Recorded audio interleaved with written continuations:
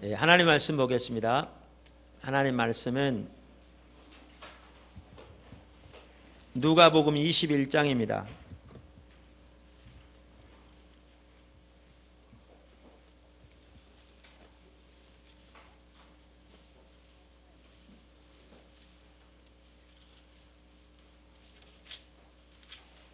하나님 말씀은 누가복음 21장 34절입니다.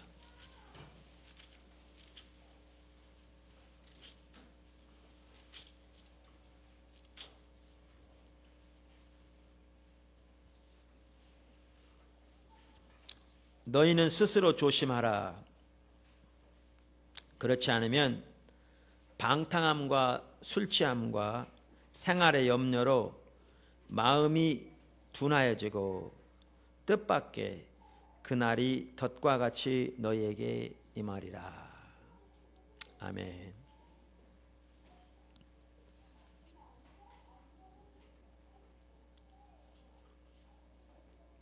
우리가 화요 모임 이 낮 시간을 통해서 지금 몇 달째 된 것 같아요.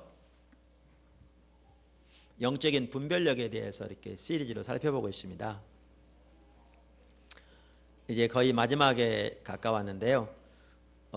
지난 시간부터 영적인 분별력을 방해하는 요소들, 그러니까 우리의 눈을 가리우는 요소들에 대해서 이렇게 살펴보고 있습니다. 지난 시간에 살펴보았던 그 첫 번째가 탐심이었죠. 탐심과 세상 사랑이 영적인 눈을 가리운다라는 걸 이렇게 살펴보았습니다. 그 외에도 영적인 눈을 가리우는 것들은요, 염려와 근심, 죄책감, 용서하지 않는 마음, 시기와 질투, 개인적인 야망, 그 다음에 내적 상처, 이러한 부분들이 있습니다. 그래서 오늘은 이제 영적인 분별력을 가리우는 것 중에 그 나머지 또 한 3가지 정도를 살펴보았으면 합니다. 그 중에 이제 그 오늘 살펴볼 첫 번째는 염려와 근심입니다. 그러니까 염려와 근심이 영적인 눈을 가리웁니다. 우선 여기 오늘 본문에 보시면 그러니까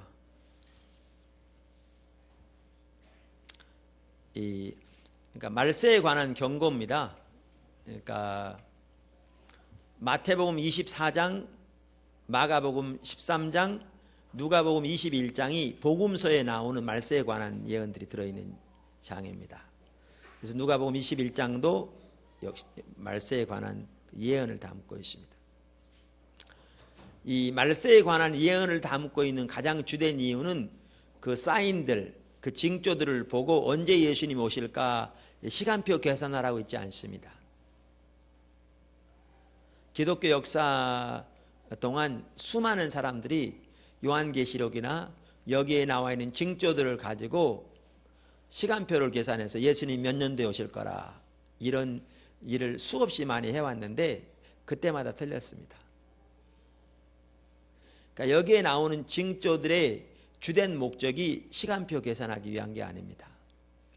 그러면 여기에 나와 있는 징조들이나 또한 경고의 주된 목적이 뭐냐 하면 깨어 있어서 말세가 다가옴을 볼 때에 더욱더 우리가 근신하여 주님의 행하심에 동참할 준비를 하라고 이러한 징조들이 나와 있습니다.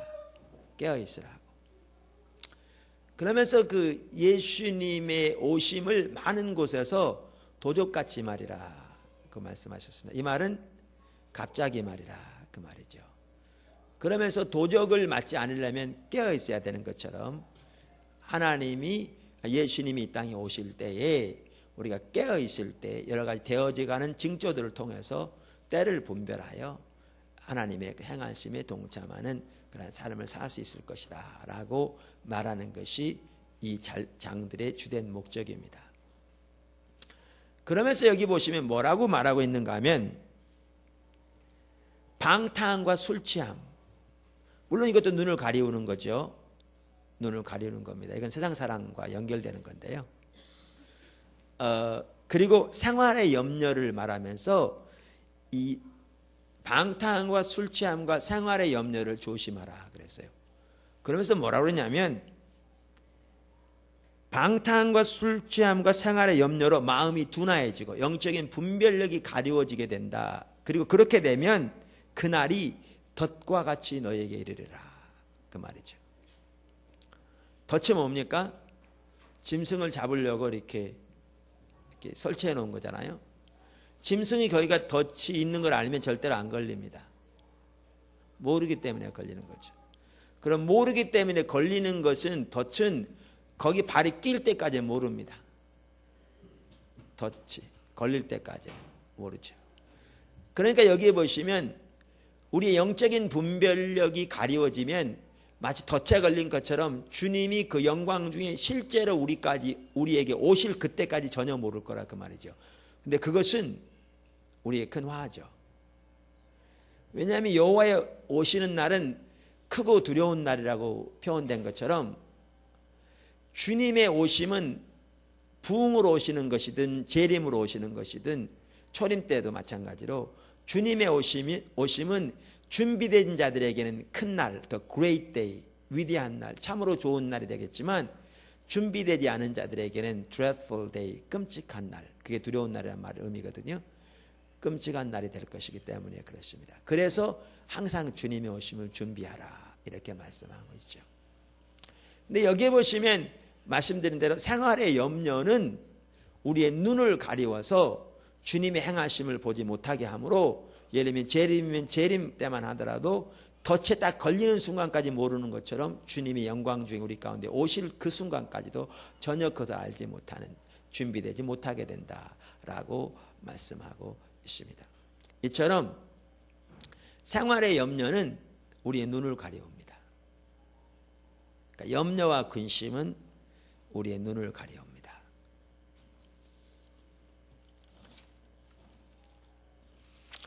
그럼 첫째, 왜 생활의 염려와 근심이 눈을 가려우는가? 그게 불신의 표현이기 때문에 그렇습니다.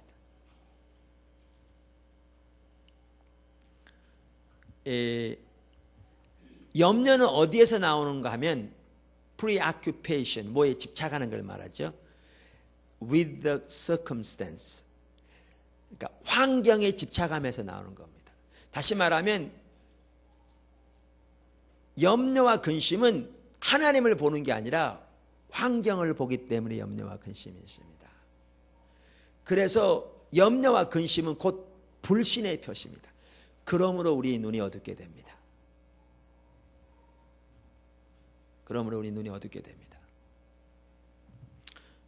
요한의술래 선생님이 하루는 길을 가는데요. 당나귀 한 마리가 이렇게 담이 있는데 이 담벼락이 있는데 그 담벼락을 이렇게 보면서 담벼락을 뚫고 그 건너편을 보려고 막 노력하더래요. 근데 담이 있어요. 보입니까? 안 보이는 거죠. 이러더래요. 고개를 들어 넘어다 보면 될 텐데. 그걸 보는 순간에 깨닫게 된 거죠. 염려는 뭐와 똑같은가 하면 환경을 통해서 하나님을 보려고 하는 겁니다. 어리석은 거죠. 하나님이 절대 보이지 않습니다. 염려는 환경을 통해서 하나님을 보려고 하는 거기 때문에 염려는 환경에 집착하는 것이기 때문에 환경을 바라보는 것이기 때문에 염려와 근심이 우리에게 있는 한 하나님의 뜻은 절대로 보이지 않습니다.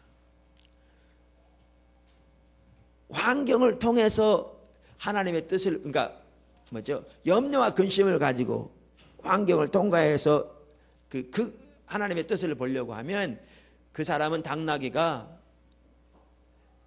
벽을 뚫고 그 나무 뒤에를 보려고 하는 것과 똑같습니다. 이처럼 염려는 불신의 표현입니다. 그러니까 하나님을 보는 게 아니라 환경을 보는 겁니다. 베드로가 이렇게 예수님이 오라 그랬더니 그 캄캄한 밤중에 그 풍랑이는 바다 위로 발을 내디뎠습니다. 대단합니다. 근데 한 발자국 두 발자국 나갈 때는 잘 나갔는데요. 바람이 부니까 파도가 닥쳐오잖아요.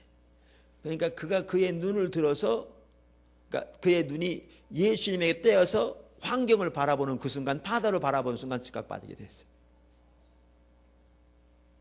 그랬더니 예수님이 오셔서 붙잡아 주시면서 믿음이 적은 자라고 왜 의심하였느냐고 말씀하시죠. 왜 그의 믿음이 떨어졌는가 하면 환경을 보아서 그랬습니다. 환경을 보아서 그랬습니다. 이처럼 염려와 근심은 환경을 의지하면서 나오는 것이고, 환경에 대한 집착에서 나오는 것이고, 결국 그 뒤에는 자기 능력, 자기 자원으로 살고자 하는 자기 자신을 의지하는 것에서 나오는 것이기 때문에, 다시 말하면 불신이기 때문에 우리의 눈을 어둡게 합니다. 그리고 따라서 염려와 근심을 가지고 있으면 절대로 믿음의 기도를 드릴 수가 없습니다. 믿음으로 하나님을 의지할 수가 없습니다. 그렇기 때문에 빌립보서 4장 6절과 7절에 보면 믿음의 기도에 대해서 말하면서 사도 바울은 이렇게 권면합니다. 빌립보 4장 6절에 7절.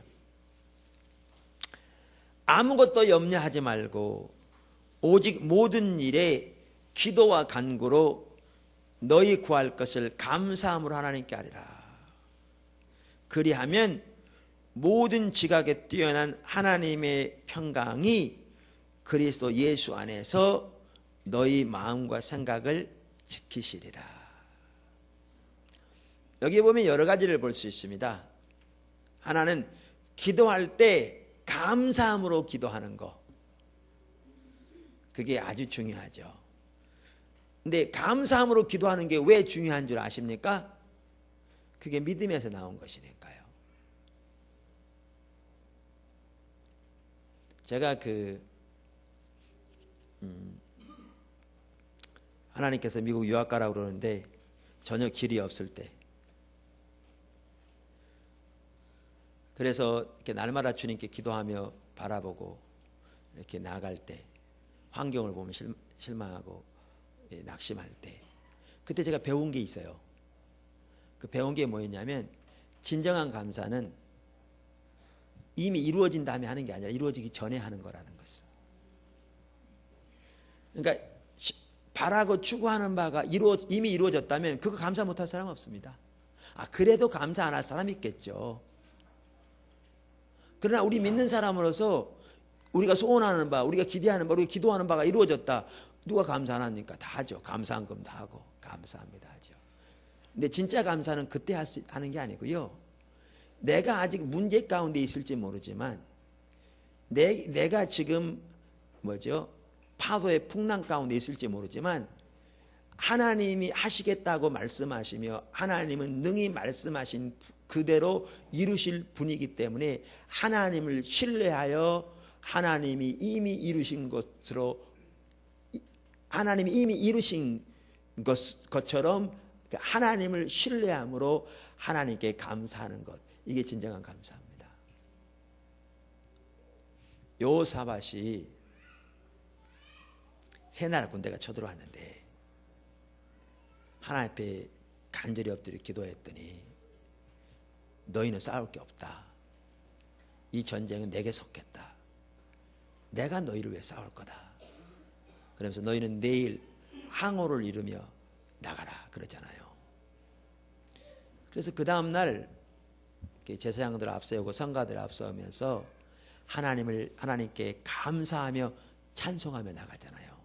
여러분, 이 감사가요, 믿음이 없었으면 가능하지 않습니다. 지금 환경이 변한 게 없습니다. 여호사밧이 하나님, 이렇게 많은 군대가 우리를 쳐들어와서 우리는 어찌할 힘도 없고 오직 주만 바라보라이다, 절박하게 그렇게 주님께 외쳤을 때하고 지금하고 환경이 이만큼도 차이 난 게 없습니다. 달라진 게 없어요. 적이 멸하해졌기 때문에 감사함으로 나간 게 아닙니다. 환경은 전혀 달라진 게 없습니다. 달라진 게 있다면 하나님의 약속이 주어졌습니다. 하나님의 약속이 주었었어요. 환경은 변치 않았습니다. 이만큼도 변치 않았습니다. 그가 하나님은 말씀하신 그대로 이루실 하나님임을 신뢰하고 그러한 능력이 하나님을 신뢰하였기 때문에 환경은 전혀 변하지 않았어도 그가 감사함으로 주님께 나갈 수 있었습니다. 이게 진정한 감사입니다. 감사는 믿음에서 나옵니다. 그랬더니 하나님이 그 감사의 찬양이 들려지는 그 순간에 역사하셔서 원수의 그 진에 자기들끼리 서로 싸우는 그러한 일이 일어났고 그들이 스스로 다 멸망하게 되는 그러한 일이 있게 되어서 놀랍게 승리하게 하셨죠. 믿음은 하나님을 바라보면서 나옵니다. 진정한 감사는 믿음에서라야 가능합니다. 근데 여기에 이 기도도 그걸 말하고 있습니다. 그런 상황을 말하고 있습니다. 뭘 보면 그런 상황을 말하고 있는 걸 아냐 하면 맨 처음에 아무것도 염려하지 말라로 시작하고 있기 때문에 그런 상황을 염두에 두고 있습니다. 다시 말하면 모든 게 다 이루어진 다음에야 감사를 누가 못합니까? 그런 상황을 염두에 두고 있는 게 아님을 볼 수 있습니다. 맨 처음에 시작하는 단어들을 보면. 그 다음에 여기 한 가지 더 볼 수 있는 게 뭐냐 하면 이렇게 믿음으로 하나님께 감사함으로 나가려면 염려가 내려져야 합니다. 왜? 염려는 환경을 의존하는 게 나오기 때문에요. 염려는 환경을 의존하되 환경을 바라보되 자기 능력으로 자기 자원으로 환경을 헤쳐나갈 것으로 인식하고 있기 때문에 나오는 것이 염려이기 때문에 염려는 불신의 표시이고 그 염려가 내려져야 이런 진정한 감사가 가능하기 때문에 기도하면서 염려하지 말고 감사함으로 아뢰라고 말하고 있습니다.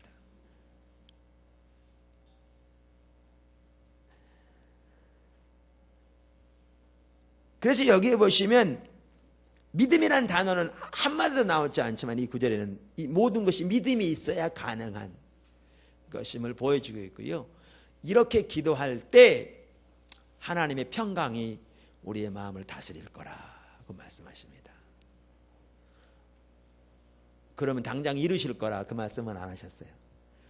하나님의 평강이 우리를 다루실 거고 다스리실 거고 하나님의 뜻이 이루어지는 그날까지 우리를 평강 가운데 지키실 거라 그 말씀입니다.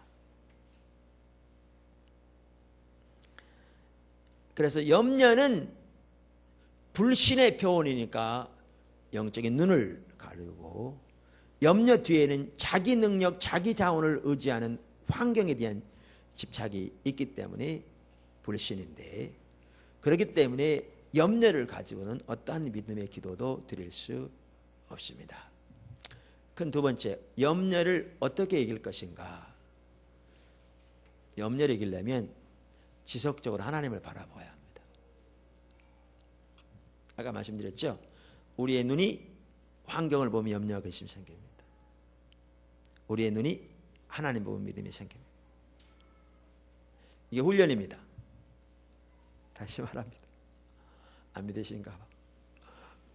우리의 눈이 환경을 보면 염려와 근심이 생깁니다. 이거 불신입니다. 영적인 눈 가려집니다. 우리의 눈이 하나님 보면 믿음이 생깁니다. 베드로가 예수님 얼굴을 보았을 때는 믿음으로 걸었는데 파도를 보았을 때는 빠졌습니다. 환경을 보면 염려 근심, 하나님 보면 믿음이 생깁니다. 그러므로 우리는 지속적으로 하나님을 보는 훈련을 해야 합니다. 지속적으로 해야 합니다.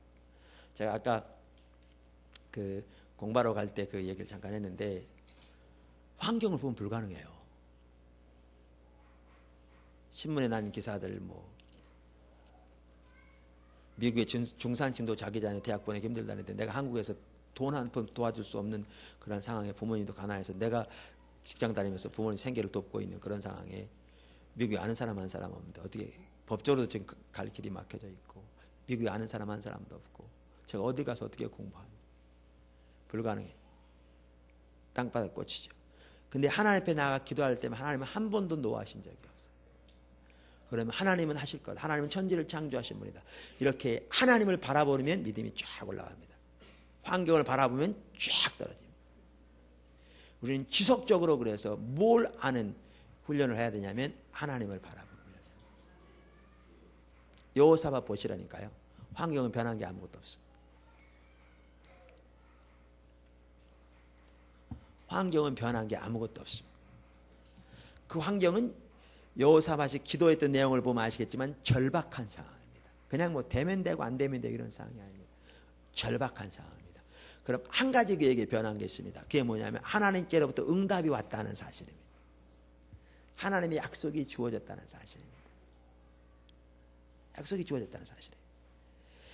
근데 우리는 약속이 주어져도 환경을 보면 하나님 의지 못합니다.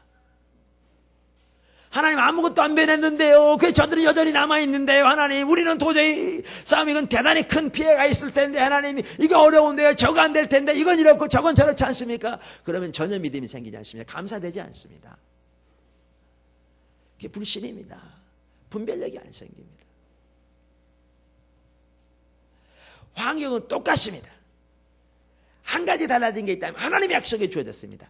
이때 여호사밧은 환경을 본 게 아니라 하나님을 보되 하나님은 말씀하신 그대로의 성경에 말씀하신 그대로의 하나님을 신뢰하였기 때문에 감사와 믿음과 신뢰가 있습니다. 거기에 분별력이 열립니다. 거기에. 그때 하나님을 알 수 있습니다. 하나님을 신뢰할 수 있고요. 하나님을 경험할 수 있습니다. 그러므로 여러분들이 이제 우리가 하나님을 따라가려면 하나님의 음성 듣고 하나님의 향하심 보고 따라가야 되잖아요. 그죠? 그래 하나님을 경험할 수 있잖아요. 내 임의로 하는 게 아니고. 근데 하나님의 음성 듣고 하나님의 향하심을 보고 따라가려면 당연히 영적인 분별력이 필수죠. 그런데 하나님의 음성 듣고 하나님의 향하심을 따라가려면 환경을 보는 눈을 내려놔야 합니다. 그래야 하나님의 음성을 들을 수 있습니다. 무슨 말이냐면 하나님 내 처지가 이런데요. 지금 내 상황으로는 이런데요. 이거는 우리 상황으로는 가능하지 않은데요. 이런 생각을 가지고 있는 한 여러분의 눈은 전혀 하나님 보고 있는 게 아니고 여러분 눈은 여러분 자신을 의지하고 있습니다. 자신의 능력, 자신의 자원을 의지해서 환경을 바라고 있기 때문에 눈이 가리워집니다. 하나님이 말씀하셔도 들을 귀가 없습니다. 하나님 뭐라고 말씀하셔도 즉각적으로 여러분 뭐라고 반박할 건가 하면 아이고 하나님 그 우리가 가능하지 않는데 하나님 우리 상황은 이런데 이렇게 변론할 것이기 때문에 절대로 하나님의 음성을 못 들었습니다. 그러면 하나님의 뜻을 발견하려면 하나님의 향하심을 보려면 모든 가능성 불가능한 것을 여러분의 처지와 입장과 능력과 그 모든 것을 내려놓고 그 모든 것을 내려놓고 하나님의 뜻이 무엇인가만 발견하기 위해 주 앞에 서야 합니다. 그리고 하나님의 뜻이면 하나님이 그것을 말씀하시면 그분은 말씀하신 대로 이루실 수 있는 능력도 부으실 것이기 때문에요.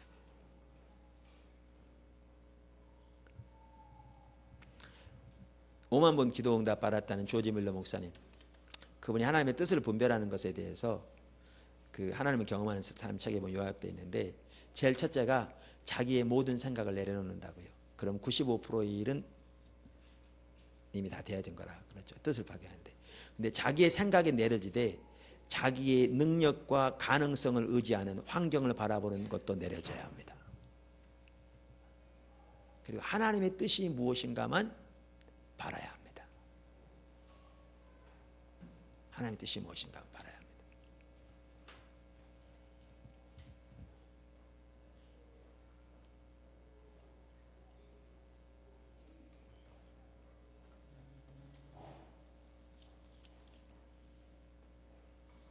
제가 어느 직장에 성경 공부를 인도했어요.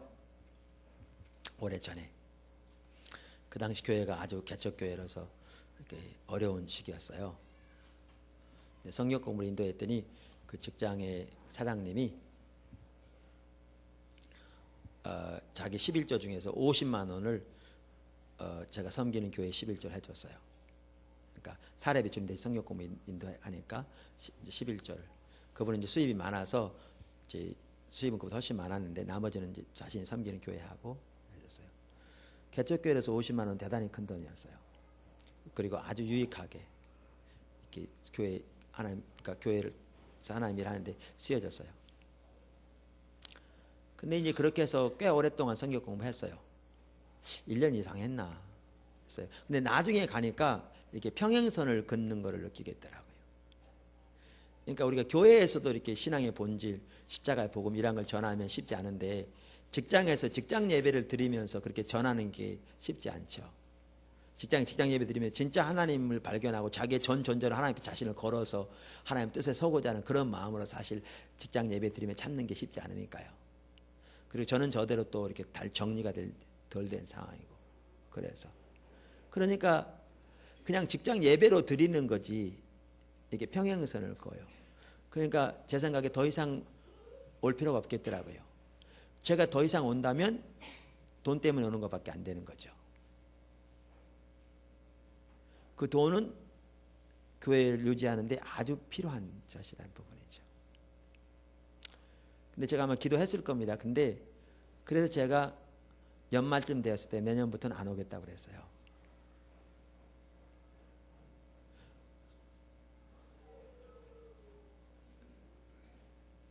그랬더니 이제 50만 원 헌금하신 거 이제 안 하게 됐죠. 그러면 교회는 그 당시 50만 원 큰 돈인데 오래전 얘기니까 또 교회 개척교회 어려울 것 같죠. 근데 희한하게 하나님께서 그보다 더 많은 것을 다른 데 채우시더라고요. 지금 기억이 안 나요. 어떻게 채우셨는지. 근데 더 많이 채우시더라고요. 아니 제가 왜 이 말을 했느냐 하면요. 막 그런 일을 닥칠 때 우리의 환경을 보면 하나님의 뜻을 분별하지 못해요. 하나님의 교회는 하나님이 책임지시고 인도하세요. 우리는 환경이 어떠하든지 다 내려놓고 하나님의 뜻이 무엇인가만 분별하려고 서야, 그리고 하나님의 뜻이면 하나님은 말씀하신 그대로 능히 이루실 것을 신뢰함으로 서야, 그래야 하나님의 뜻을 분별할 수 있어요. 그렇지 않으면 분별하지 못해요. 저희가 첫 번째 교회를 하다가 하나님이 새로 두 번째 교회를 다시 시작하라고 그러셨어요. 말씀드린 대로 그 당시에 한 달에 생활비가 100만 원씩 들어갔어요. 저희 아이가 셋, 저희 부부 앞에서. 저희는 돈을 모아놓은 게 없기 때문에 그 다음 달 생활비도 없어요.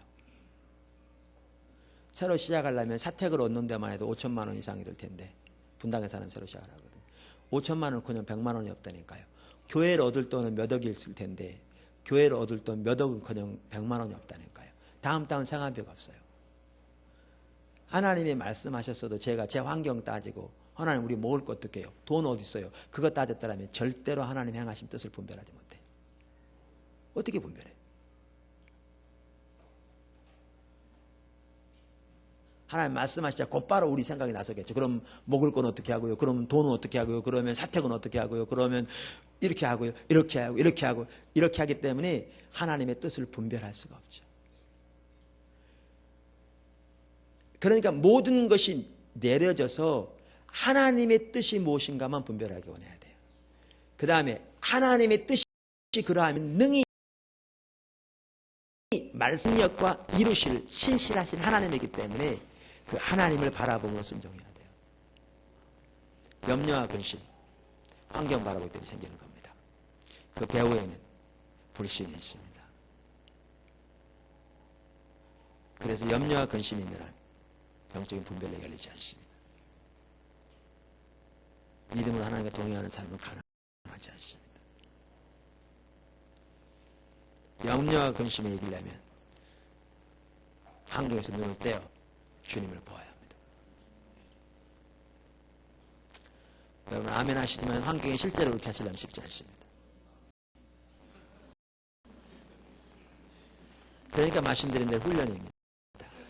지속적으로 주님을 보아야 합니다. 하나님은 말씀하신 그대로 하나님을 전적으로 신뢰해야 합니다. 그리고 주님을 지속적으로 보아야 합니다.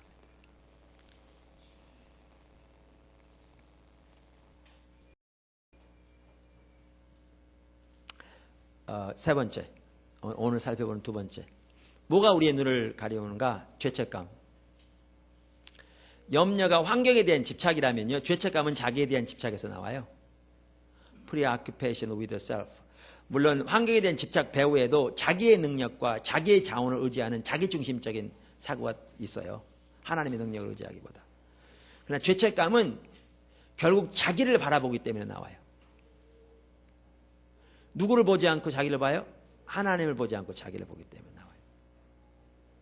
그러니까 불신이에요. 동일한 불신이에요. 환경을 바라보면서 나오는 불신은 염려와 근심으로 나타나지만 자기를 바라보는 데서 나온 불신은 죄책감의 형태로 나타나요. 똑같은데 모양만 다를 뿐이에요. 그렇기 때문에 눈을 가리웁니다. 동일하게.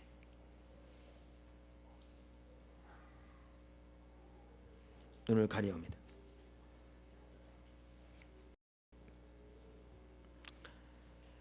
그 죄책감을 이기려면 우리는 반드시 십자가에 의한 삶을 살아야 돼요. 그리고 십자가에 의한 삶을 살아야 하나님과 친밀한 교제, 영적 분별력이 열려요. 그것을 이번 13차 집회에서도 우리 이길스 목사님이 말씀해 주셨던 부분이죠. 한 구절만 보죠. 요한복음 6장.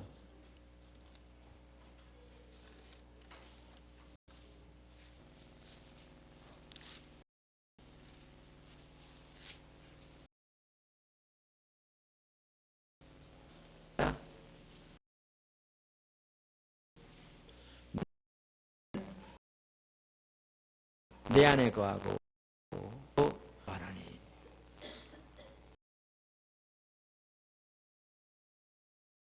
그래서 예수님이 아버지 안에 있으셨다고 말씀하신 예수님과 하나님이란 교제라는 것을 의미해요. 예수님 아버지가 하고 그 행하심에 자신으로 동참할 때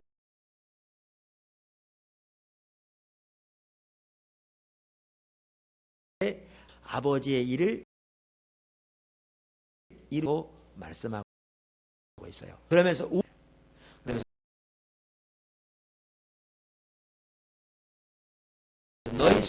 너희가 내 안에 거하고 그러면 내 안에 거하리라. 너희가 나와의 그 가운데 먼저 거해야 하리라. 그러면 너희가 너희 스스로 아무것도 못할 수 없고 그러면 너희가 내가 행하는 것을 볼 것이요 그 일에 너희가 너희의 존재로 동참하면 내가 너희를 통해서 내 일을 이루리라. 이것이 열매를 맺으리라 그 말이거든요. 그렇게 말씀하고 계세요.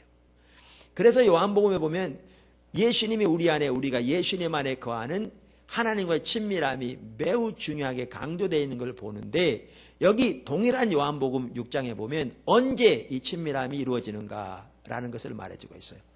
하나님과의 친밀함을 위해서 바꿔 말하면 오늘의 주제로 말하면 영적인 분별력을 위해서 뭐죠? 예수님의 십자가의 공로를 의지하는 것이 아주 중요함을 보여주고 있어요.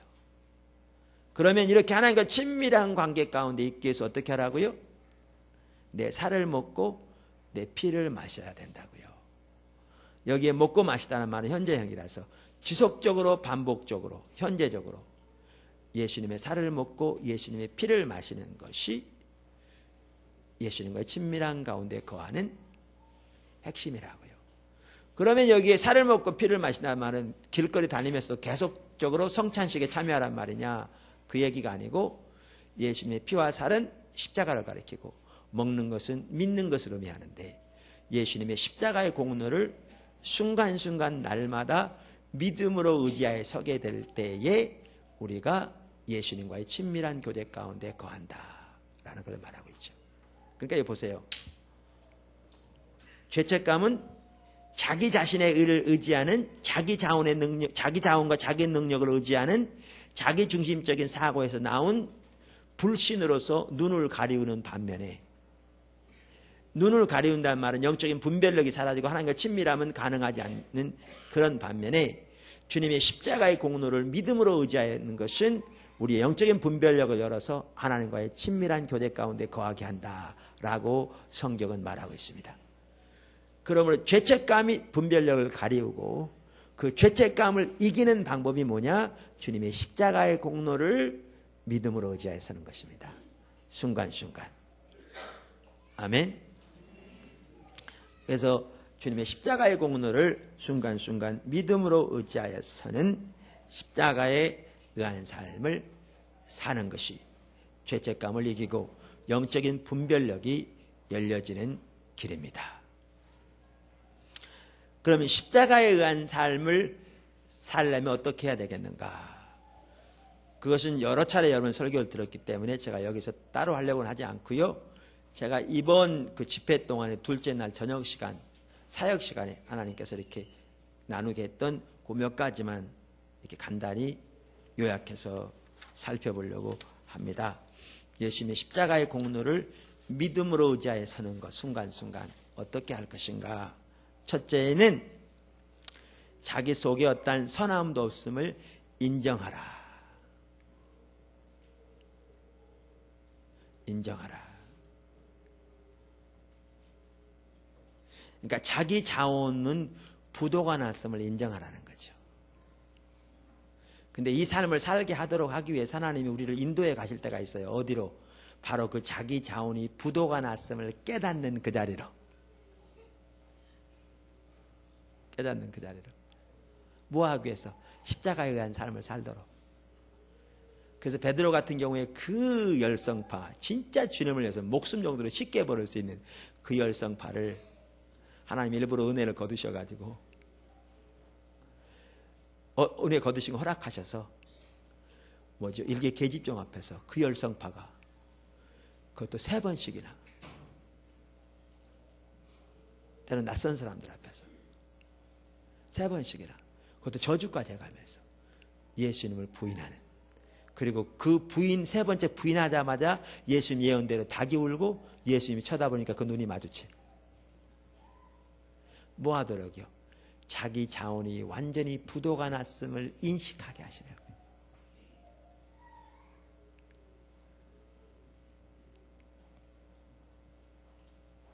우리 그전 때 그 광주 예양교회 근처에 사역하시던 이길수 목사님 친구 전사님, 지금은 천안에서 목회하세요. 결혼하셔서 사모님 되셨는데, 근데 그분이 이렇게 그 성빈 여사라고 광주에 가면 여자 고아 아이들만 있는 거기가 있어요. 그랬다고 해요.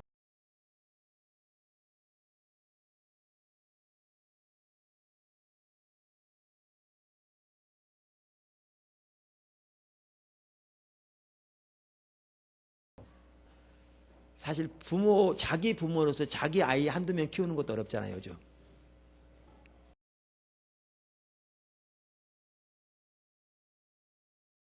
예를 들면 10명 있다면 9명이 아무리 잘 들어도 한 명만 말 안 들으면 너무너무 힘든데 아이들이 그냥 가출해버려요.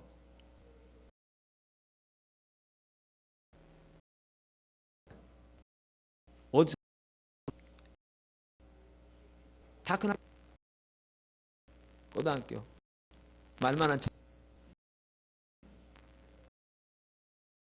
말 들어와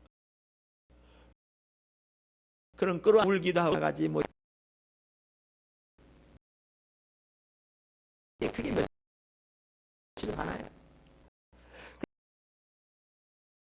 그럼 또 부담하고 또 때는 좀 열려고 그러고 좀 이게 하고 아까 말한 대로 이렇게 하고 약속하고 도장치고 여기까지 다 한다니까요. 근데 며칠도 안 가. 그러니까 나중에 이제 막 얘기도 험하게 나하고 때리고 그러다 보니까 어느 날 자기 자신의 모습이 비춰지는데 점점 포악해져 가는. 그러니까 이들을 섬기러 왔다고 했는데 섬기러 왔다고 그랬는데 섬기는 자신의 모습은 전혀 안 보이고 자신이 너무나 변해가는 이렇게 이러한 모습을 보면서 이 자신의 모습이 너무너무 괴로운 거예요. 내가 이러려고 여기까지 왔느냐는 얘기죠. 그게 결과가 겨우 이것뿐이냐는 얘기죠. 그러니까 그 양반이요. 너무너무 힘든 거죠.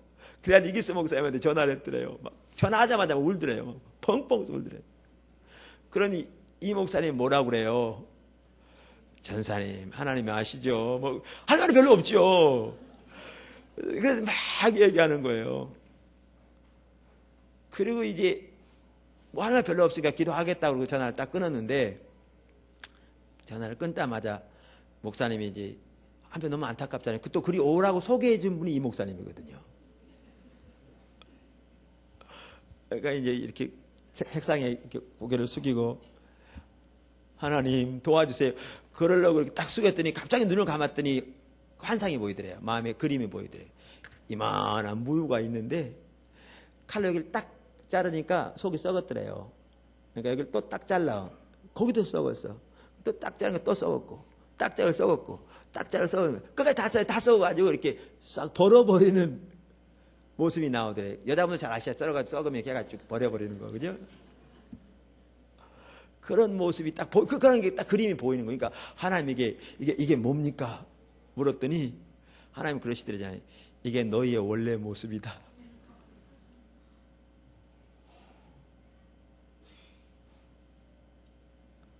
우리 인간의 노력은 부도났기에 예수님이 십자가 돌아가셨죠.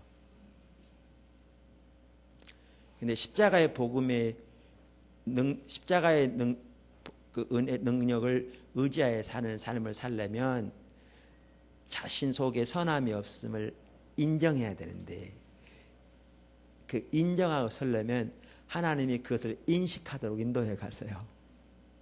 그래야 자기의가 박살나거든요. 그래야 자기를 의존하는 게 박살난다고요. 자기를 의존하는 게 깨져야 하나님 붙잡잖아요.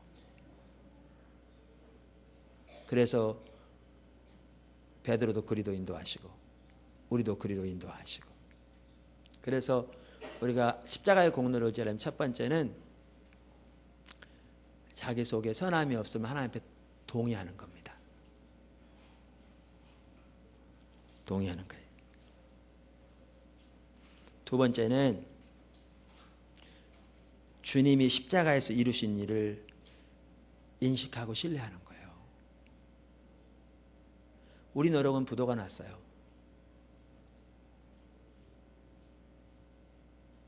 우리 노력은.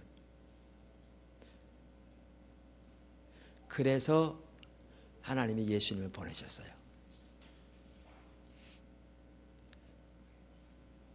그래서 우리를 위해 십자가에 돌아가시게 하셔서 우리를 하나님 앞에 서게 하셨죠. 십자가의 공로를 믿음으로 의지하여 선다는 것은요, 그래서 우리 속에 어떤 선한 것도 없음을 동의하여 서는 것이고요. 두 번째는 주님이 십자가에서 이루신 일을 인식하여 믿음으로 의지하여 서는 거예요. 그러니까 자기를 바라보는 눈을 떼어서 주님을 바라보는 거예요.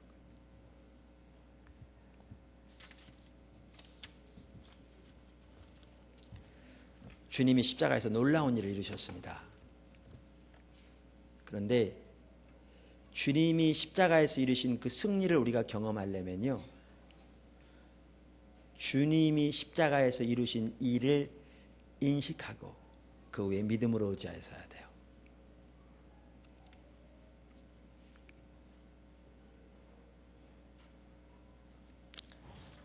히브리서에 보면 이런 구절이 있습니다. 10장 19절에서 20절.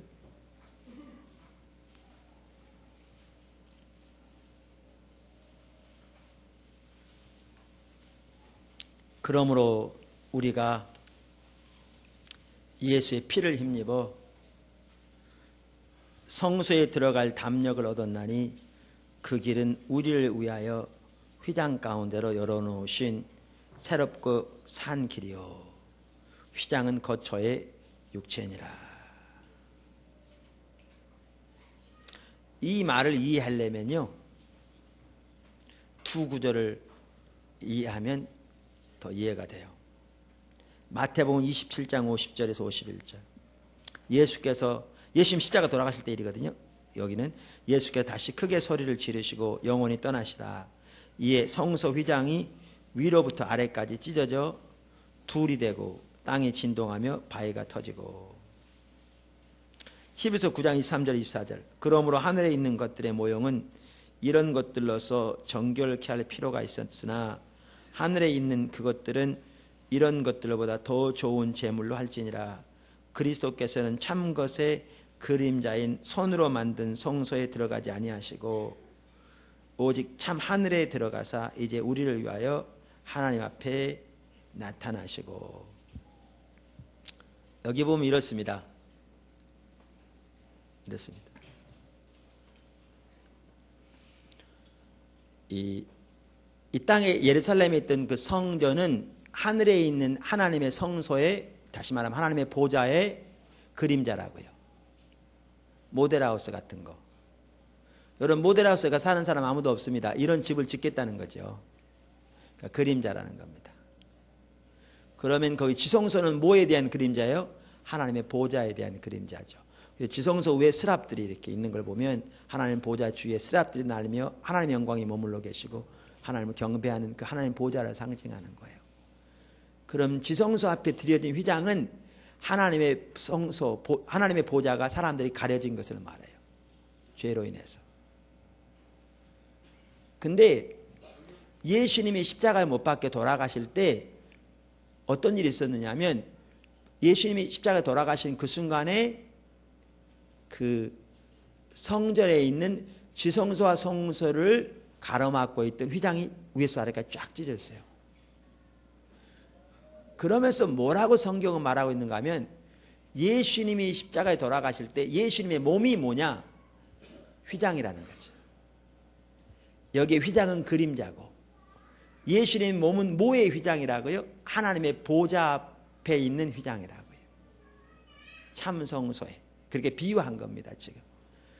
그래서 예수님이 십자가에서 몸을 찢으심으로 어떤 일이 일어났냐면, 하나님의 보좌를 향한 휘장이 찢어져서 사람들에게 열리게 되었다는 거죠. 그것이 뭐가 보여주냐면, 그래서 그것을 그림자로 보여준 게 예수님이 돌아가신 순간에 지성소 앞에 있는 휘장이 위에부터 아래까지 쫙 갈라져서 지성소가 사람에게 오픈된 것처럼. 예수님이 십자가에 자신의 몸을 찢으심으로 그 사이로 하나님의 보좌가 열리게 돼서 우리가 십자가의 공로를 의지해서 하나님 앞에 나가게 되었다, 이 말이거든요. 그러면 이겁니다. 주님의 십자가의 공로를 믿음으로 의지하여 선다는 것은요, 보십시오. 이처럼 자기의 자원은 부도가 났다는 걸 인식하고 인정하며, 그래서 하나님이 예수님을 보내사 예수님으로 십자가에 못 박혀 돌아가게 하셔서 하나님께 이르는 길을 내신 것을 인식하고 그 주님의 십자가의 공로만을 의지해서 하나님의 보좌 앞에 담대히 나가는 것입니다. 근데 이렇게 담대히 나가되 주님이 십자가에서 이루신 일을 인식하고 그 위에 믿음으로 서는 게 십자가의 공로를 믿음으로 의지하는 것입니다. 제가 이번 컨퍼런스 때도 그 얘기를 했습니다만 자주 했는데, 오래전에 이렇게 물론 그 뒤로도 넘어지기도 종종 합니다만은 이렇게 어떤 죄에 제가 넘어졌었어요. 그랬더니 이렇게 아주 마음이 아프고 이렇게 죄책감이 있더라고요, 하나님 앞에. 하나님 기도하고 애통하고 있는데 하나님 갑자기 뭐를 보이시느냐 하면, 내가 비록 죄에 넘어지고 사단의 유혹에 넘어져서 죄를 지을지 몰라도 나는 더 이상 죄와 세상에 속해 있지 않음을 보이시더라고요. 나는 죄와 세상에 속해 있는 게 아니라 하나님께 속해 있음을. 그래서 내가 넘어질지라도 회개하고 돌이키면 되는 것이고, 이제 내가 내 지체를 하나님께 드려 하나님의 영광을 살면 되는 것이지, 되는 것으로서 나는 더 이상 거기 속해 있지 않음을. 근데 내가 거기서 더 이상 속해 있지 않고 하나님께 속해 있음이 내 때문에 되어진 것이 아니라 주님의 십자가로 인하여 되어졌음을. 주님의 십자가 지실 때 내 옛사람이 같이 죽고 주님이 사실 때 내가 같이 살아 하나님 보좌 옆에 같이 앉았다고 성경은 말하고 있잖아요. 그것이 인식되어지니까 너무 마음속에 평안이 있고요, 그 승리가 내 마음속에 넘치게 되고요. 그래, 내가 넘어질지 몰라도 나는 더 이상 속해지지 않아요. 그래서 나는 주를 위해 살면 되는, 주를 향한 사모함이 생기고요, 열망이 생기고요. 이처럼 하나님 앞에 나가는 것이든지, 우리 옛사람이 죽은 것이라든지, 우리가 세상에 대하여 죽고 세상에 우리 대해 못 박힌 것이라든지, 사단의 권세가 주님의 십자가를 통해서 멸하여진 것이라든지, 죽음의 세력이 멸하여진 것이라든지, 이 모든 것 주님이 십자가를 통해서 이루셨는데, 또한 율법의 모든 소유가 다 완성되었고 우리의 어려서부터 지은 모든 죄와 불법이 주님의 십자가와 함께 못 박혀 거기서 죽어버렸고, 이 모든 것들이 주님의 십자가로 인하여 이루어졌는데, 우리가 십자가에 의한 삶을 산다는 것은 내 속에 어떠한 사람도 없음을 인정하고 깨닫고 인정하고, 주님만이 그러기 때문에 하나님의 처방이요 능력이신데, 주님이 십자가에서 이루신 일을 인식하고 그 위에 믿음으로 서는 것, 그게 우리에게 그 승리를 경험하는 놀라운 능력입니다.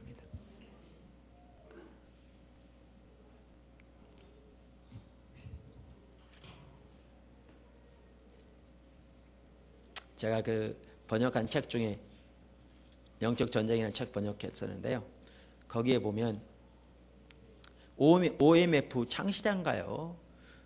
그분이 중국 선교할 때 그 얘기가 나와요.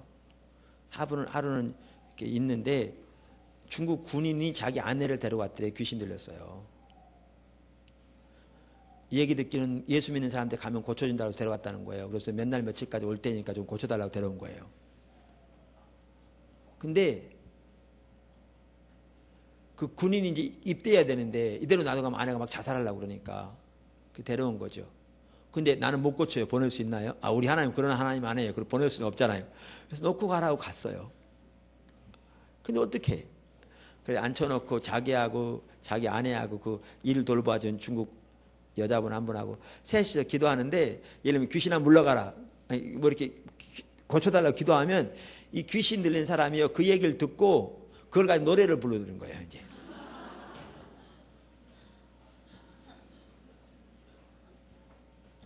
기가 막히죠.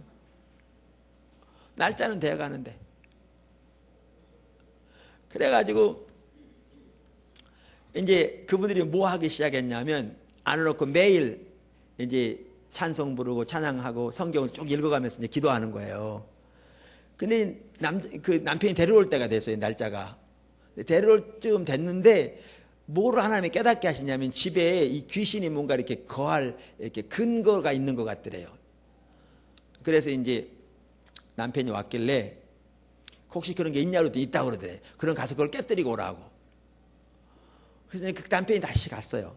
그러니까 시간적으로 이렇게 깨뜨릴 때쯤 됐는지 막 귀신이, 그러니까 이 귀신 들린 사람이 막 발아가면서 내 집 뭐 깨진 뭐 이런 식으로 막 발악을 하더래요. 근데 나가진 않았어요. 근데 그 사람이 그 목사님 부부가 성경을 쭉 읽어가다가 에베소 1장과 2장을 읽게 됐어요. 1장은 뭐냐 하면 하나님이 예수님을 죽은 자 가운데 살리셔서 모든 정사와 권세보다 훨씬 뛰어나게 하나님 보좌 우편에 앉히셨다는 거예요. 정사와 권세가 천사의 세력인데 타락한 귀신들이 타락한 천사라서 그 세력들도 포함하거든요. 훨씬 뛰어나게. 그리고 2장에 가면 하나님이 우리를 예수님과 함께 살리셔서 하나님 보좌에 앉히셨다고 말하고 있잖아요. 이게 딱 비춰진 거예요. 그래서 그 귀신 들린 자에게, 예수 믿는 자에게 주신 권세가 하나님이 예수님에게 주신 권세와 똑같은 권세고, 주님의 십자가를 통해서 합체된 거잖아요. 예수님의 죽음이 내 죽음이고 예수님의 부활이 내 부활로서, 예수님의 승천이 내 승천으로서 예수님 주신 권세가 내게 주신 권세인 거예요. 그래서 이 귀신아 물러가라고 할 때 순식간에 떠나더랬잖아요. 어둠의 세력에 대한 승리요, 주님이 십자가에 지르신 승리를 인식하고 믿음으로 설 때 우리에게 주어집니다. 그러니까 십자가의 능력을 삶을 산다는 것은 자기 자원에 대한 부도를 인식하는 거고요. 그 다음에 하나님 앞에 나가는 것이든지 우리 옛사람이 죽은 것이든지 죄에 대한 승리, 세상이 못 박히고 세상이 우리 대해서 못 박힌 것이라든지 어둠의 세력이 파해진 거라든지 율법의 소욕이 성취된 거라든지 모든 죄가 주님과 함께 십자가에 도말되어진 것이라든지 그 모든 것 우리 때문이 아니고 주님이 십자가에 못 박히심으로 하나님이 이루신 일을 인식하고 그 위에 믿음으로 서는 겁니다. 그게 우리가 죄책감을 이길 뿐만 아니라 영적인 분별력이 주어지고 하나님 안에 거하는 필수입니다. 세 번째, 하나님 얼굴을 구하는 사람이 필수입니다. 여기.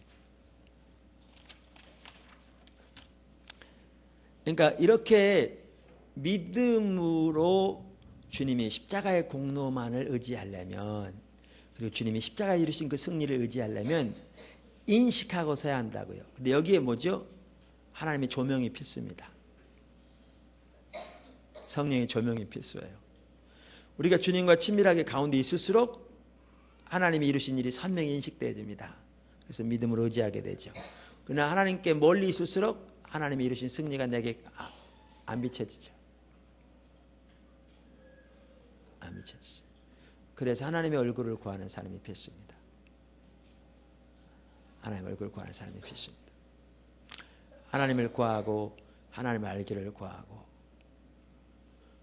하나님의 의중을 구하고 또 하나님과 친밀한 가운데 있지 않으면 내게 무엇이 문제인지 물어보고, 아까 낮에도 오전에 말씀드렸잖아요. 하나님이 가장 잘 응답하신 기도 중에 하나가 내게 뭐가 문제입니까 하나님? 무엇이 잘못됐습니까? 라는 기도라고. 그래서 이렇게 하나님 앞에서 하나님을 구하고 하나님의 길과 목적을 구하고 하나님께 가까이 가기를 구하고 추구할 때 하나님이 우리에게 더 비춰주셔서 주님이 십자가에 이루신 승리를 더 깨닫게 하시고 그 승리를 믿음으로 의지하고 서는 만큼 놀라운 그 승리를, 그 십자가의 능력을 경험하게 될 줄로 믿습니다. 눈을 가리는 건 죄책감이고 십자가의 공로를 의지하는 게 영적인 분별력을 열어줍니다.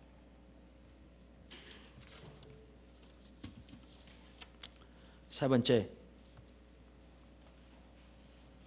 용서하지 못하는 마음. 여러분, 미움은요 즉각적으로 우리의 눈을 어둡게 만듭니다. 서운한 마음 즉각적으로 우리의 눈을 어둡게 만듭니다. 그러니까 어떤 사람에 대해 서운한 마음을 가지고 있다. 이건 미워하는 게 아니에요. 그냥 서운한 마음 정도예요. 근데 괜찮을 것 같죠? 아니요. 하나님과 친밀한 관계 끊어집니다.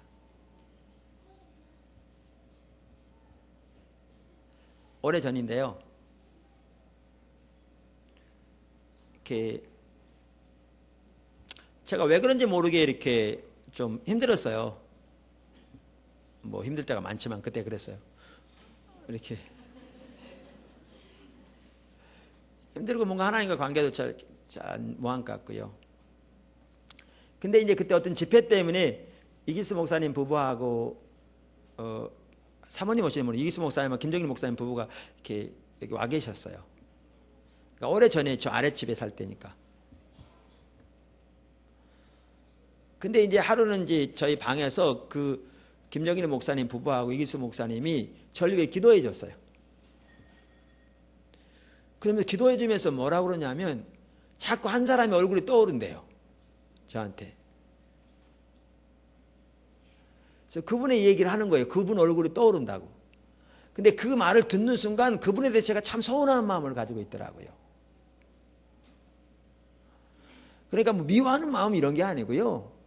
뭐 욕하고 그런 차원이 아니라, 그러니까 제가 보기에 신앙생활을 이렇게 참 이렇게 했으면 좀 좋을 텐데 지금쯤 이렇게 좀 전환할 때가 됐는데 이렇게 시간이 가도 변치 않고 이렇게 이런 걸 보면서 내 마음속에 그분에 대해 서운한 마음이 있더라고요. 그게 딱 비춰지더라고요. 근데 그게 하나님 앞에 합당치 못함을 이렇게 말씀하시더라고요. 제가 그래서 그걸 하나님 앞에 회개하고요. 그분을 하나님께 온전히 올려드리고 나는 그분의 좋은 마음을 갖고 그분은 하나님께 맡기는 하나님의 종이니까. 하나님의 사람이니까. 그랬더니 그 왠지 모르게 막혀있던 그게 확 뚫린 것 같더라고요. 그런데 하물며 어떤 사람을 미워한다. 그건 영적으로 완전히 우리를 이렇게 다치게 만들죠.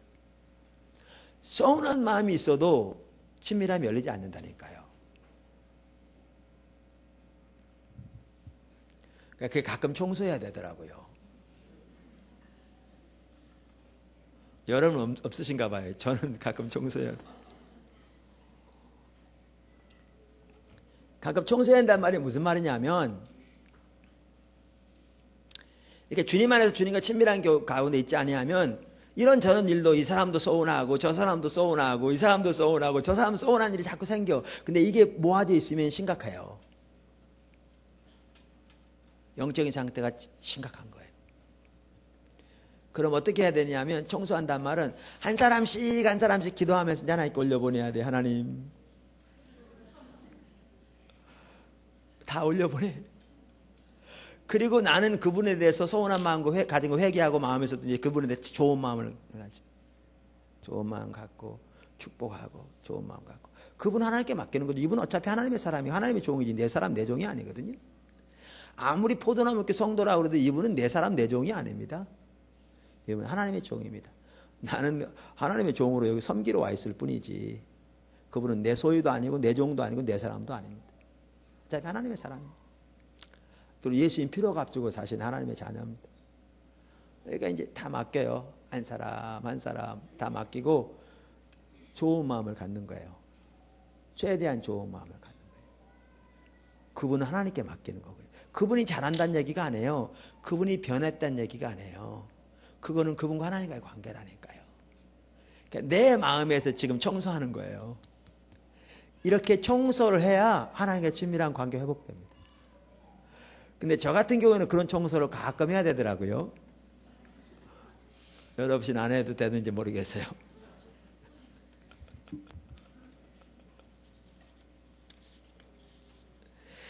그래서 이처럼 서운한 마음만 품어도 친밀함이 이렇게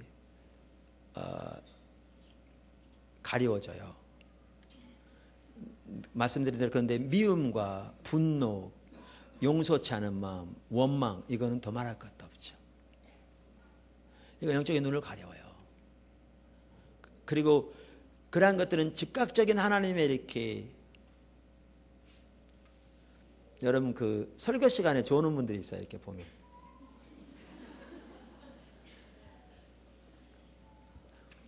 가능하면 설교 시간에 좋은 분들 뒤에 가서 앉으시면 좋겠어요. 근데 우리 수업 시간에 좋은 분들도 있어요. 제가 어제도 그 얘기했는데 근데 피곤해서 한 번 졸을 수 있어요. 사람이니까. 근데 거의 그러니까 조는 사람은 거의 똑같이 졸아요. 그 희한합니다. 그러니까 제가 지금 영적인 얘기하려고 그런 거죠. 그래서 뭐 한 거죠. 그러니까 좋은 사람은 거의 모든 설교에 다 줍니다. 그건 피곤과 상관없습니다. 공부 때도 마찬가지예요. 그건 영적으로 문제 있다는 거예요. 그러면 그렇게 눌리면 졸리면 돌아보되 제가 아까 말씀드린 그런 의미에 청소할 사람이 있나 살펴보세요.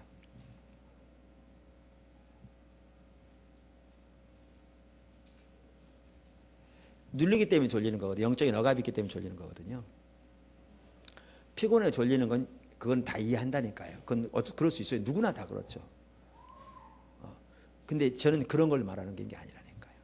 근데 예배 시간에 습관적으로 조는 건 반드시 문제가 있습니다. 영적으로. 절대로 문제 없이 그렇게 될 수가 없습니다. 마음의 자세가 지금 이론적으로 안다고 생각하거나 뭐 하여튼 여러 가지 이유가 있는데 그 중에 하나 그건 전부 다 아니 하나가 뭐냐 하면 사람과의 관계에서 아까 말씀드린 청소할 게 있나 보세요. 이런 게 있으면 영적으로 어두워지게 되기 때문에 억압당하게 돼 있어요. 예, 그래서 잠다 깨셨나요? 예, 그건 살펴보세요. 근데 그래서 이렇게 미움과 분노, 원망, 또 서운한 마음이 통틀어서 하나를 말씀드립니다. 이 부분은 영적인 눈을 어둡게 해요. 자, 그 부분을 간단히 살펴볼 텐데요. 그 아래 첫째, 이러한 것이 우리 속에 있으면요 하나님의 은혜가 즉각 거칩니다. 용서치 못한 거 하나님의 은혜가 즉각 거칩니다. 예수님께서 그 비유를 드셨어요. 무슨 비유죠? 10,000달란트와 100데나리온. 어떤 하인이 10,000달란트의 빚을 졌어요. 그래가지고 이렇게 주인이 갚으라고 그랬더니 갚을 게 없다고 자식이라 팔아서 갚겠다고. 근데 그거는 자식 팔아서 갚을 돈이 아니에요. 갚을 수 있는 돈이 아니에요. 그랬더니 주인이 불쌍히 여겨서 탕감해줬어요. 그래서 나가다가 100데나리온 빚진 사람을 잡아가지고 멱살을 붙들고 돈 갚으라고 그러는 거예요. 그랬더니 기다려달라고 그랬더니 기다리기는커녕 어떻게 기다리느냐 감옥을 가둬버렸어요. 그랬더니 그 왕이 그 소리를 듣고 내가 너를 10,000달란트에 탕감해 줬는데 100데나리온 탕감해 주지 않고 가뒀다고 그러면서 그를 가둬버리고 다 갚기 전에 나오지 못할 거라고 그랬어요. 그러면서 뭐에 대한 비유냐 하면 하나님의 용서를 받고 용서치 못한 자들에 대한 비유예요. 여러분 여기 1데나리온은요 남자 장정이 하루 일한 품삯입니다. 그러니까 100데나리온은 석 달 열흘 일한 품삯이기 때문에 작은 돈이 아닙니다. 우리가 어떤 사람을 용서하지 못하는 것은 그러니까 용서해야 할 게 있다는 건 다른 사람에게 잘못한 걸 말합니다. 어떤 사람은 다른 사람에게 잘못한 게 아닌데 자기가 상대방에 대해서 잘못 생각해가지고 막 분을 내는 사람이 있어요. 이거는 용서할 게 아니고 회개할 거예요. 그 회개할 겁니다. 어떤 사람들은 그렇게 얘기하면 집사님이 용서해야지 그런 사람. 이건 용서할 게 아니고 하나님 앞에 회개할 거고 사람 앞에 회개할 거예요. 그건 자기가 왜곡돼 잘못 생각하고 있는 거거든요. 회개할 겁니다. 돌이켜야 할 거죠. 용서는 뭐냐 하면 100단에는 빚진 것처럼 상대방이 자기에게 잘못한 것에 대해서 용서할 게 있는 겁니다. 누가 여러분에게 잘못한 게 없는데 여러분이 마음을 옳게 안 가지고 있으면 가서 용서를 구해야 할 죄입니다. 용서해 줄 게 아니라. 이해하시죠? 근데 우리는 너무나 많은 경우에 상대방이 잘못도 안 해 자기가 잘못 봐놓고선 자기가 용서해야 할 아량이 필요한 사람으로 생각해. 그렇지 않아요. 그건 회개할 죄입니다. 근데 여기 보시면 100데나리온 빚진 자라고 한 것처럼 상대방이 자기에게 잘못한 거기 때문에 때로 용서가 쉽지 않아요. 100데나리온 그 당시 작은 돈이 아닙니다. 쉽지 않습니다. 왜? 상대방이 자기가 잘못한 게 크기 때문에. 근데 이제 문제는 뭐냐 하면 거기에 10,000달란트는 이제 하나님이 우리를 용서하신 걸 말하는 건데 하나님이 우리를 용서하신 것은 10,000달란트에 해당하는 것보다 더 크다는 거죠. 100데나리온이 석 달 열흘 월급이라면요. 1달란트가 얼마인지 아세요? 6,000데나리온이에요. 그러면 10,000달란트면요. 그러니까 6,000데나리온이면 한 사람이 20년 동안 번 돈이에요. 1달란트가. 그러면 10,000달란트면 한 사람이 20만 년 동안 번 돈이에요. 그러니까 갚을 수 있는 돈이 아니에요. 아까 자녀를 판다 뭐 한다 그렇게 갚을 수 있는 돈이 아니에요. 하나님이 우리에게 용서하신 것은 우리가 갚을 수 있는 게 아니에요. 그 많은 것을 용서하셨어요. 근데 상대방이 우리에게 잘못한 거 용서 못하면 그 용서가 보류돼요. 은혜가 갇혀요. 그러니까 즉각적으로 뭐가 있느냐? 사단의 억압이 있어요. 용서하는 게 쉽지 않다니까요. 제가 어느 지역에 가서 집회를 인도하는데요. 집회를 끝나고 한 분이 왔어요. 목사님 좀 기도해 주세요. 기도해 주는데 뭐 여기도 아프고 여기도 아프고 여기도 아픈 것 같더라고요. 그러니까 아픈 거 아니라 그렇대요. 그래서 이제 기도를 하나하나 해가는데 마음의 상처도 엄청 많고요. 나중에 알고 보니까 그분이 어느 시에 있는 교회 장로님 아내예요. 근데 그 장로님이 다른 여자가 바람을 피워. 교회에 있는 다른 여자하고. 근데 버젓이 주일날은 교회 예배에 나와서 대예배 시간에 기도해요. 그러니까 그것을 보면 속에서 열불이 나는 거예요.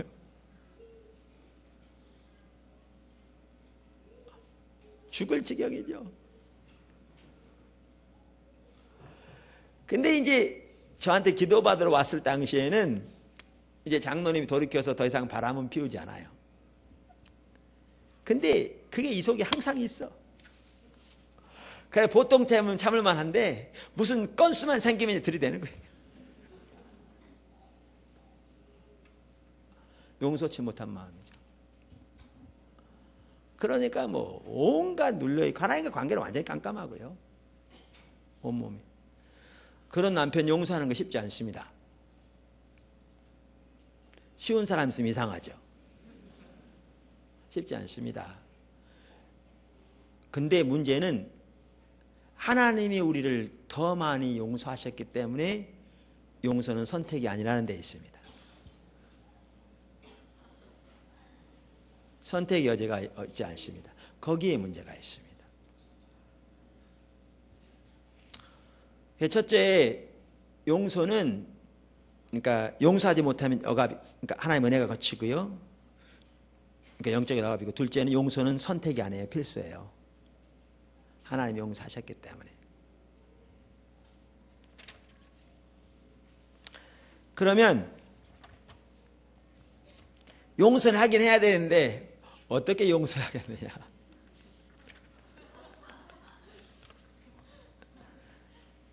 사실 용서가 쉽지 않습니다. 쉽지 않습니다. 근데 어떻게 용서해야 되겠느냐?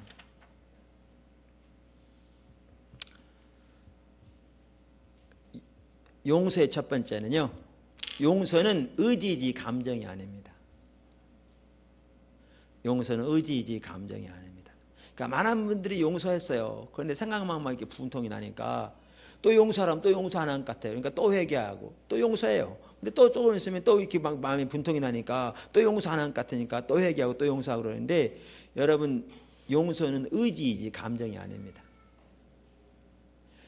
우리가 결단을 가지고 의지로서 하나님 앞에서 먼저 용서하는 것입니다. 감정은 따라옵니다. 제가 중학교 2학년 때 정릉에 살았는데, 이렇게 그 미아래 꼭에 내려오는데, 이렇게 있는데 버스가 와가지고 내려오는 게 오는데요, 코앞에까지 왔어요. 그래가지고 놀래 뒤로 이렇게 물러섰는데 바로 그냥 앞으로 슉 지나가면서 큰일 날 뻔했거든요. 제가 지금은 좀 덜 그런데 한참 후에까지 그 생각만 하면 오싹해요. 더 이상 버스가 저에게 달려오지 않습니다. 버스가 달려왔던 것은 오래전의 일입니다. 그런데 그 일을 생각하면 오싹해요.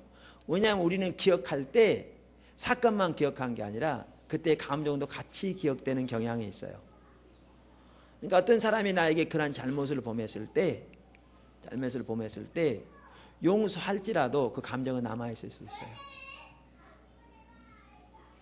그러니까 먼저 기억하실 것은 용서는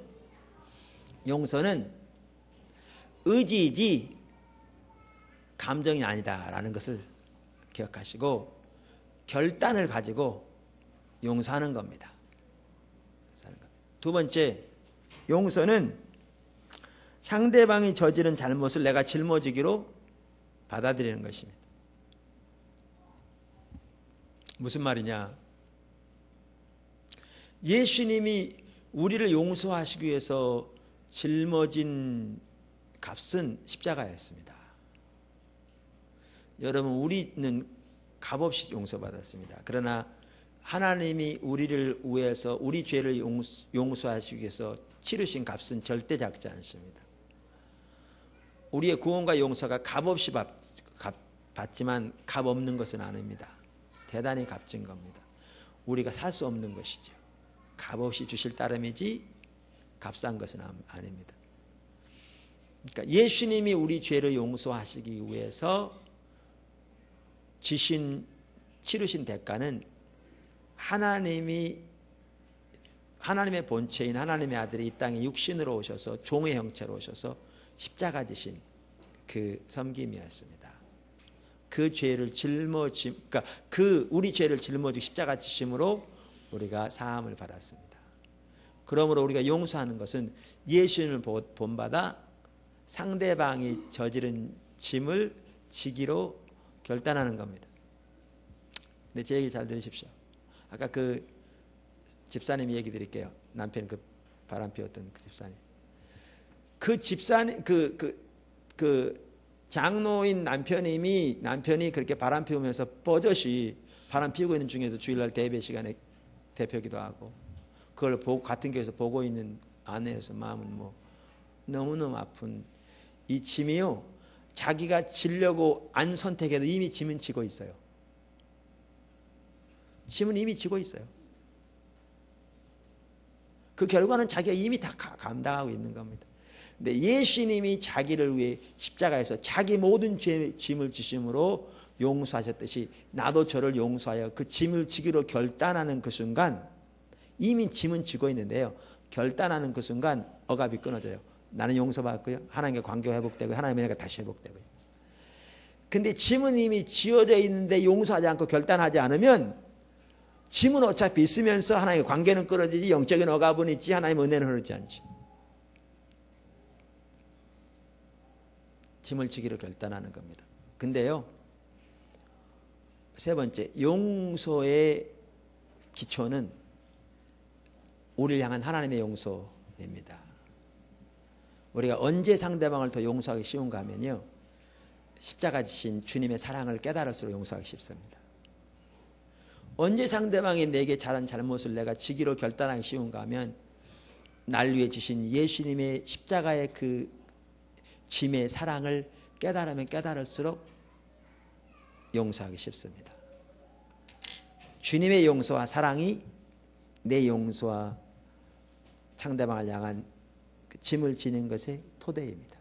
그래서 10,000달러한테 용서받으니까 100달러한테 100데나리 용서해 주는 거죠. 그래서 우리가 용서할 때도 주님의 십자가로 가는 게 중요합니다. 십자가에 가까이 갈수록 거기 나타난 하나님의 사랑을 많이 깨닫고 그 은혜를 경험하면 경험할수록, 또 그것을 알면 알수록, 인식하면 인식할수록 용서하기 쉽습니다. 근데 용서는 결단이라고 그랬죠. 중국의 한 그 훌륭한, 지금 하나님께서 선문교 선교회를 통해 중국도 귀하게 열고 계세요. 저희가 중국 얘기는 자주 안 합니다. 왜냐하면 중국은 이렇게 아무래도 이렇게 통제가 많기 때문에. 근데 하나님이 더 많이 확장시켜 가고 계시고요, 귀한 일도 하고 계세요. 근데 거기에서도 이렇게 지난번에 앞으로 왔던 분도 어떤 일로 인해서 이제 한국의 어떤 목사님한테 자기가 생각하기에는 배신을 당했다는 거죠. 그러면서 이제 막 생각만 막 밤에 벌떡벌떡 일어나고 막 분노가 솟고 막 용서하지 못해서. 그러니까 말씀드리는 온갖 억압이 있죠. 여기도 누르고 저기도 누르고 위장 소화도 안 되고 너무너무 마음이 아프고. 용서해야 된다고. 근데 용서를 할 수 없다는 거죠. 안 받아들인다는 거죠. 그래서 우리 지난번 컨퍼런스 할 때 이기수 목사님이 그 오후 시간에 따로 만났어요. 그러니까 그 시간을. 그래가지고 강하게 얘기까지 해가면서 꾸짖어까지 하면서 못하니까 따라서 하라고. 그래 따라서 해서 용서를 하게 했네요. 근데 그 말을 선포하는 그 순간에 너무너무 자유함이 있더래요. 사단이 용서 못하게 꽉 쥐고 있었는데 결단을 가지고 입을 열어 용서하니까 억압이 끊어지고 너무너무 마음이 자유롭게 되고 마음에서부터 이렇게 용서하는 마음이 생기고, 그래가지고 그 억압된 거 다 끊어지고요, 너무너무 이렇게 홀가분해지고 돌아가 지금 사역 잘하고 있습니다. 예, 그래서 그 상대방이 잘못한 결과를 내가 짊어지기로 결단하는 것인데요, 그 주님의 십자가가, 주님의 용서가, 사랑이 그 기초입니다. 네 번째, 상대방을 마음껏 축복하십시오. 이제 이게 감정 처리와 관련된 겁니다. 용서는 결단이에요. 의지입니다. 내가 하나님 앞에서 용서하는 겁니다. 그러니까 용서는 결단이니까 어떤 분들은 용서하라 그러면 하나님이 용서하게 해주세요 막 그러거든요. 근데 용서하게 해주세요 그게 아니고 용서해야죠. 그러니까 이제 용서는 이렇게 하는 겁니다. 하나님 저에게 이러이러한 잘못을 범한 누구누구를 제가 용서합니다 라고. 용서한다는 건 중심에서부터 하라고 그랬잖아요. 상대방에 대해 좋은 마음을 가지고 해야 돼요. 그러니까 아까 말씀드린 대로 그분과 하나님과의 관계는 누구에게 맡기고? 하나님께 맡기고. 아무리 내 남편이라도 하나님의 사람이잖아요. 하나님의 피조물이고 내 소유가 아니거든요. 하나님께 맡기고 나는 그분에 대해서 좋은 마음을 갖는 거죠. 짐을 진다는 게 그거 갖는 거죠. 이분 하나님께 맡기고, 이분이 지금 변했다 나한테 잘한다 그런 내용이 아니에요. 저분은 변하지 않았어요. 지금 내가 하나님과의 관계에서 올바로 하기를 원하는 거죠. 좋은 마음을 가지고 중심에서도 좋은 마음을 가지고 뭐죠? 결단하고 용서하는 거예요. 근데 아까 말씀드린 대로 그 집사님이 그랬다니까요. 그 문제가 그거더라니까요. 용서한다고 그러는데 늘 보통 때는 잊어먹어요. 그러다 일만 생기면 이게 나오는 거지. 근데 그때 하나님 지혜를 이게 그 마룻바닥에 있거든요. 집회 장소가 큰 넓은 홀. 근데 방석들이 있었어요.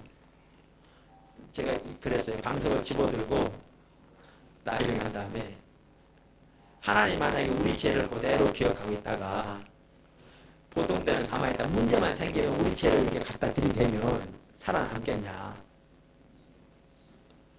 여러분 살아남겠어요? 용서한다고 그랬는데 다 가지고 있어. 참는 거예요, 보통 때. 그러다 잘할 때는 가만히 있다가 잘못하면 우리가 그동안 지은 게 몽땅 가지고 있다가 갖다 들이대면 살아날 사람 있습니까? 없죠. 하나님은 뒤로 하시면 기억조차 않으신다 그랬잖아요. 제가 그분한테 그랬어요. 그거 뒤로 던지라고. 그게 용서라고. 그러니까 던지고 좋은 마음을 가지고 상대방은 하나님께 맡기고 결단을 가지고 상대방을 용서하는 겁니다. 하나님 내가 누구를 용서합니다. 이렇게 그리고 그 짐을 지기로 결단하는 겁니다. 이렇게 한 다음에 네 번째는 이제 감정을 처리해야 되는데 그 감정이 처리하는 방법이 상대방을 축복하는 겁니다. 용서했으면 그 다음에는 여러분이 할 수 있는 모든 종류의 축복을 상대방에게 하십시오. 네, 하세요. 저는 이렇게 생각합니다. 예수님이 제자들을 이렇게 고을로 보내시면서 어느 집에 들어가거든 그 집에 뭐를 빌으라고요? 평안을 빌으라. 저들이 받을만 하면 주어지고 안 받을만 하면 어디에 올 거라고? 우리에게 돌아올 거라고. 그러니까 상대방이 할 수 있는 모든 종류의 축복을 하세요. 받아도 좋고 안 그러면 우리가 돌아올 거니까.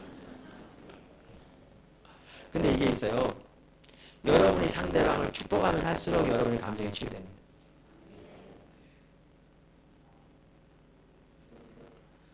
교회에서 목회자를 섬기다가 지금은 그런 게 많지 않지만 초기에 이렇게 많이 아픔이 있어 때로는 떠나기도 하고 그냥 좋게 떠나는 게 아니라 아픔까지 떠나기도 하고 이럴 수 있거든요. 성도를 상처받지만 또 목회자를 상처받잖아요. 이럴 경우에 이렇게 생각만 하면 힘들고 어렵고 이럴 수 있거든요. 그럴 때 뭐가 비결이냐면요. 상대방을 내가 할 수 있는 모든 축복을 다하는 겁니다.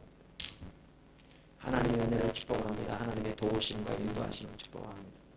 믿음 안을 잘 자라게 해주시고 하나님 오가는 길을 지켜주시고 도와주시고 하나님의 생명이 함께하게 해주시고 가정이 함께하시고 자녀들에게 함께하시고 하는 일 가운데 좀 도와주시고 축복하는 겁니다. 원수를 사랑하고 축복하라고 했잖아요. 상대방 원수는 아닙니다. 하물며 상대방 축복하지. 축복하면 뭐죠? 마음의 상처가 치유되기 시작해요. 한 번은 교회에서 이런 용서에 대해서 말하고 축복하고 한 다음에 교회에서 하나님 통성으로 하라고 하더라고요. 그래서 큰 소리로 막 축복했어요. 근데 저 개인적으로 그때까지 어떤 사람이 서운한 마음이 있었는데 큰 소리로 축복을 하니까 그 마음이 싹 사라지더라고요. 감정은 축복하면 치유됩니다. 그렇게 우리가 용서해야 하나님의 친밀한 것과 회복됩니다. 영적인 분별력이 주어집니다. 하나님 안에 거하게 됩니다. 그렇게 용서하고 축복하는 여러분 되시기를 축원합니다. 오늘 저는 그 영적 분별력을 방해하는 요소들 중에 세 가지를 살펴봤습니다. 그러니까 염려와 근심이 눈을 어둡게 하고요. 죄책감이 눈을 어둡게 하고요. 그 다음에 미움과 분노, 서운한 마음, 용서하지 못하는 마음, 이게 우리의 눈을 어둡게 합니다. 이러한 부분들을 우리가 버리게 될 때 영적인 분별력이 열리고 하나님의 친밀함이 열리고 또 하나님의 길을 더 선명히 알아서 주와 동행하는 놀라운 승리하는 삶이 있을 줄 믿습니다. 그 은혜가 여러분 모두에게 온전히 회복되기를 축원합니다.